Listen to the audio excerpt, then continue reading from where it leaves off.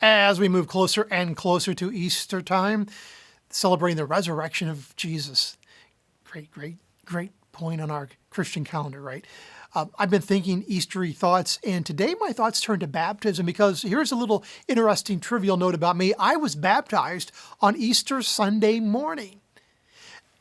Now, I thought that was weird for years, but then I've since found out that actually that's a very early tradition in the church. Many of the early traditions, including being baptized on Easter Sunday morning. So I was baptized by Pastor Jim Ray in the Columbus, Indiana Free Methodist Church on an Easter Sunday morning. Now, there were a few peculiarities to that baptism that I'm not going to tell you because I know some folks get really tied up in baptisms being done a certain way, and I don't want anybody going, you haven't really been baptized. But I've experienced since then a lot of interesting baptism experiences as a pastor. I've baptized in snake-ridden creeks, in tanks, which I prefer tanks. I was baptized in a tank.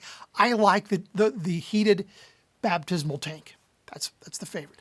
I remember a pastor, in fact, some of you may know Pastor Chet Martin, one time got in the tank to do baptisms, and the heater had not been working, so the water was cold. And Billy Gilbert was the one who was supposed to heat the water. And as he stepped in the water, Pastor Chet said, "Billy Gilbert, I'm going to kill you." That's the first time I've heard a threat of death going into a baptism tank. Oh, the weirdest baptism experience I had, though, was at my church in Ohio. We had a baptistry tank that only could fit one person, and they actually sat down and then you baptized them. You stood beside them and baptized them that way. The very first time I baptized somebody in that tank, I did not think it through. I've never had this experience before, so I took them down at the usual pace of baptism.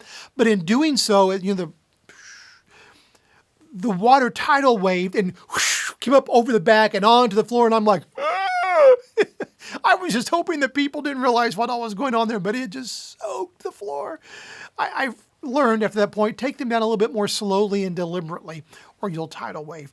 I hope you remember your baptism. I hope you are someday baptized if you haven't been. But my blessing for you today is that God will give you a fresh reminder of life today, because baptism is that beautiful symbol of going down into a water grave that symbolizes death, but then coming up to new life in Him. May God remind you, refreshing you in your new life in Him today. Even if you've been at this new life for quite a while, may God bless you with the reminder. New life, Jesus.